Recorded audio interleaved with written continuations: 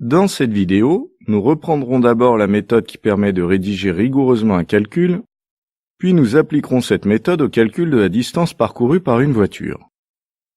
Lorsque vous rédigez un calcul, il faut d'abord écrire la formule utilisée, puis faire l'application numérique et pour cela, écrire les données utiles, vérifier les unités, et enfin remplacer les symboles par les valeurs numériques. Ne jamais oublier l'unité dans le résultat. Quand le calcul est fini, il faut rédiger une phrase qui reprend les termes de la question posée. Appliquons la méthode au problème suivant.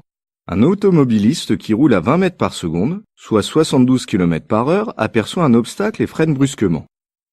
Toutefois, son temps de réaction est de 1 seconde et demie alors qu'il devrait être de 1 seconde car, occupé par la conversation téléphonique qu'il tient avec une amie, il n'est pas concentré. Il ne commence donc à freiner qu'au bout de 1 seconde et demie. Autrement dit, entre le moment où il aperçoit l'obstacle et celui où il appuie sur le frein, il s'écoule 1 seconde et demie. La distance parcourue entre le moment où il aperçoit l'obstacle et celui où il commence à freiner s'appelle la distance de réaction. La distance parcourue entre le moment où il commence à freiner et celui où il est totalement arrêté s'appelle la distance de freinage. Enfin, la distance parcourue entre le moment où il aperçoit l'obstacle et celui où il est arrêté s'appelle la distance d'arrêt. La distance d'arrêt est donc égale à la somme de la distance de réaction et de la distance de freinage. Dans cet exercice, nous chercherons à calculer la distance de réaction. Rédigeons le calcul. Formule. Nous cherchons la distance, donc la formule utilisée est D égale V fois T. Application numérique.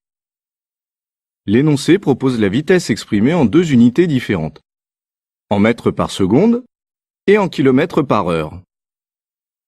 Comme le temps de réaction est exprimé en secondes, nous choisirons la vitesse exprimée en mètres par seconde afin que les unités utilisées lors du calcul soient cohérentes. Les données utiles sont donc, ici, V égale 20 mètres par seconde et T égale 1 seconde et demie. Donc, D égale 20 fois 1,5. Finalement, D est égal à 30 mètres. Conclusion. La distance de réaction de l'automobiliste est de 30 mètres. Récapitulons. Nous avons écrit la formule D égale V fois T. Puis, nous avons effectué l'application numérique et obtenu D égale 30 mètres. Enfin, nous avons rédigé la conclusion.